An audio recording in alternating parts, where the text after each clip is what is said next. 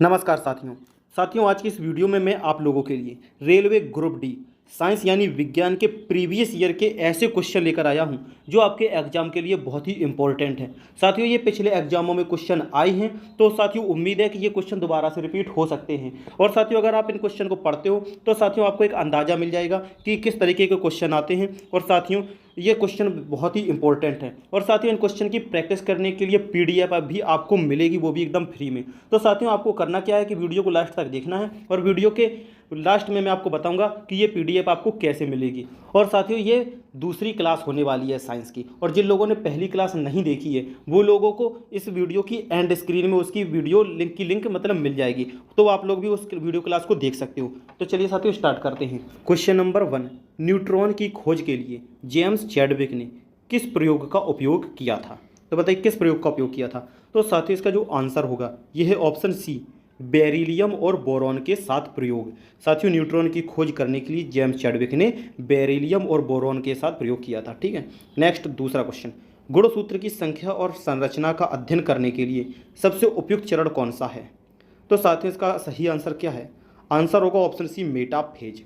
साथियों गुणसूत्र की संख्या और संरचना का अध्ययन करने के लिए सबसे उपयुक्त चरण मेटाफेज है।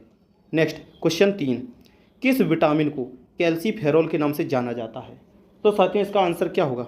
तो साथियों इसका जो आंसर होगा यह है ऑप्शन सी, विटामिन डी।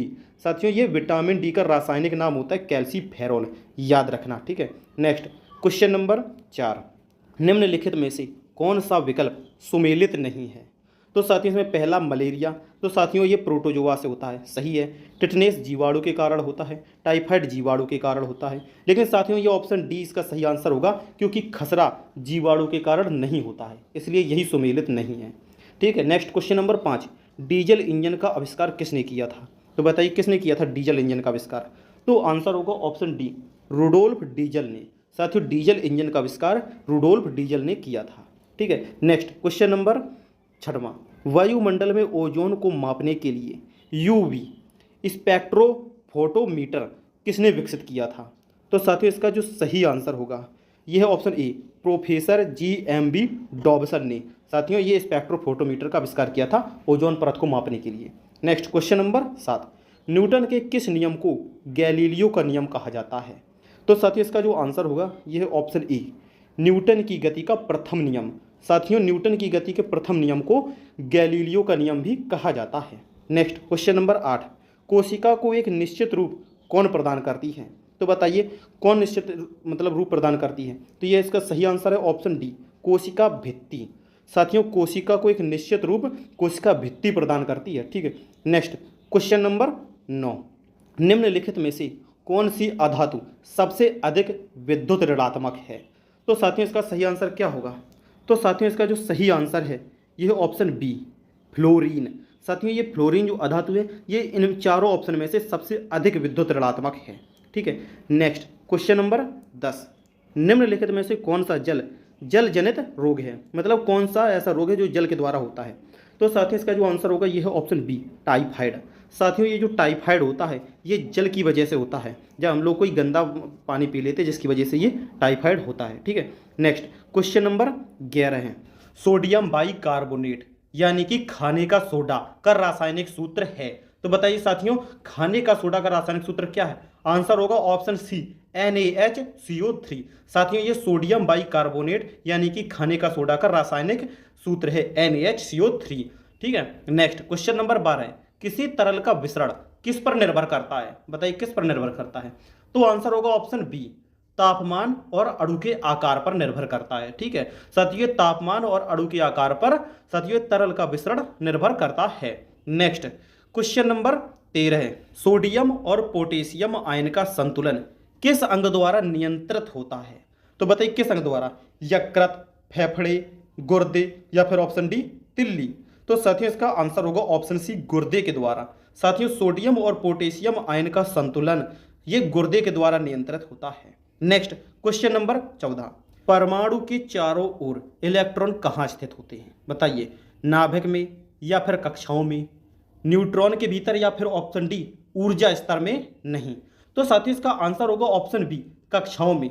साथियों परमाणु के चारों ओर इलेक्ट्रॉन कक्षाओं में स्थित होते हैं। ठीक है, क्वेश्चन नंबर 15, अम्ल वर्षा में प्रमुख कारण कौन सी गैसें होती हैं? तो बताइए कौन कौन सी गैसें होती हैं? तो साथियों इसका जो आंसर होगा ये है ऑप्शन बी, SO2 और NO2। साथियों अम्लीय वर्षा जो होती है इसके लिए जो गैसें जिम्मेदार होती हैं याद रखना SO2 और NO2 होती हैं। नेक्स्ट क्वेश्चन नंबर 16, कौन सा तत्व मानव शरीर में थायराइड कार्य के लिए आवश्यक है? कौन सा? ऑप्शन ए फास्फोरस, या फिर आयोडीन, या फिर सी सोडियम, या फिर ऑप्शन डी कैल्शियम। तो साथियों इसका जो सही आंसर होगा यह ऑप्शन बी आयोडीन। साथियों ये आयोडीन तत्व मानव शरीर में थायराइड कार्य के लिए आवश्यक माना जाता है। ठीक है। क्वेश्चन नंबर 17, कौन सा यौगिक अणुओं की कठोरता को दर्शाने में सहायक होता है? एल्केन, या फिर एल्कीन, या फिर ऑप्शन सी एल्काइन, या फिर ऑप्शन डी एरोमेटिक। तो साथियों इसका सही आंसर है ऑप्शन डी एरोमेटिक। साथियों ये अणुओं की कठोरता को दर्शाने के लिए आवश्यक होता है या सहायता करता है। ठीक है। क्वेश्चन नंबर 18, किस तत्व के समस्थानिक का उपयोग कैंसर चिकित्सा में होता है? ऑप्शन ए कोबाल्ट 60, या फिर आयोडीन 133, यूरेनियम 235, या फिर ऑप्शन डी कार्बन 14। तो साथियों इसका आंसर होगा ऑप्शन ए कोबाल्ट 60। साथियों इसका उपयोग कैंसर चिकित्सा में होता है।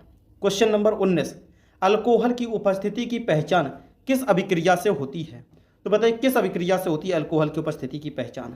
तो आंसर होगा यह आयोडोफॉर्म परीक्षण के द्वारा साथियों ये अल्कोहल की उपस्थिति का पहचान किया जाता है कि किस चीज में अल्कोहल मिला हुआ है। ठीक है। नेक्स्ट क्वेश्चन नंबर 20, कैंसर के अध्ययन को क्या कहा जाता है?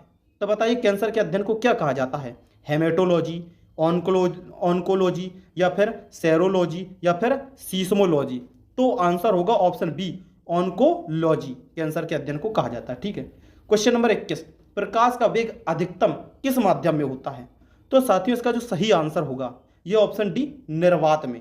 साथियों जो प्रकाश का वेग सबसे ज्यादा होता है ये निर्वात में होता है, याद रखना। अभी साथियों आगे क्वेश्चन आएगा कि सबसे कम वेग किस में होता है, अभी देखना। नेक्स्ट क्वेश्चन नंबर 22, ऊतक किससे मिलकर बने होते हैं? बताइए कोशिकाओं से, अंगों से, पेड़ालियों से, या फिर ऑप्शन डी अंग तंत्रों से। तो साथियों इसका जो आंसर होगा यह ऑप्शन ए कोशिकाओं से। साथियों हमारे शरीर में जो ऊतक होते हैं ये छोटी छोटी कोशिकाओं से मिलकर बने होते हैं। नेक्स्ट क्वेश्चन नंबर 23, पाचन क्रिया पेट में किस अम्ल की उपस्थिति में होती है?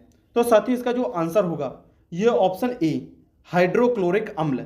साथियों हाइड्रोक्लोरिक अम्ल का रासायनिक सूत्र याद रखना HCl होता है। ठीक है। तो पाचन क्रिया पेट में कौन सा अम्ल पाया जाता है? HCl, जिसे हम हाइड्रोक्लोरिक अम्ल बोलते हैं। ठीक है। नेक्स्ट क्वेश्चन नंबर 24, किस द्रव में प्रकाश की चाल सबसे धीमी होती है? देखिए क्वेश्चन आ गया ना अभी तक कि किस माध्यम में प्रकाश की चाल सबसे ज्यादा होती है, तो उसका आंसर था निर्वात। तो अब इसमें पूछा गया कौन से माध्यम में चाल सबसे धीमी होती है, तो इसका आंसर होगा ऑप्शन बी कांच। साथियों कांच में प्रकाश की चाल सबसे धीमी होती है और सबसे तेज निर्वात में होती है। ठीक है। नेक्स्ट क्वेश्चन नंबर 25, हड्डियों और दांतों का निर्माण मुख्यतः किससे होता है? तो साथियों इसका आंसर बताइएगा किससे होता है? तो साथियों इसका जो सही आंसर होगा यह है ऑप्शन बी कैल्शियम फास्फेट से। साथियों हमारी जो हड्डियां होती हैं और दांत होते हैं इनका निर्माण मुख्यतः कैल्शियम फास्फेट की वजह से होता है। ठीक है। तो साथियों आज की ये हमारी दूसरी क्लास खत्म होती है, और जिन लोगों ने साइंस की पहली क्लास नहीं देखी है साथियों आपको यही एंड स्क्रीन में आपको वो पहली क्लास देखने को मिल जाएगी, उस पर क्लिक करके आप लोग पहली क्लास को भी देख सकते हो। और साथियों अगर आपको इनकी प्रैक्टिस करने के लिए PDF चाहिए तो साथियों ये PDF आपको हमारे Telegram group Indian exam maker पर मिल जाएगी। और साथियों अगर आपको वीडियो क्लास पसंद आई हो तो कमेंट करके जरूर बताना कि आप लोगों को ये वीडियो क्लास कैसी लगी। और साथियों वीडियो को लाइक जरूर कर देना और चैनल को सब्सक्राइब करके नोटिफिकेशन को भी ऑन कर देना, जिससे कि इसी तरह की पर डे की वीडियो क्लास सबसे पहले आप लोगों तक पहुंचती रहे।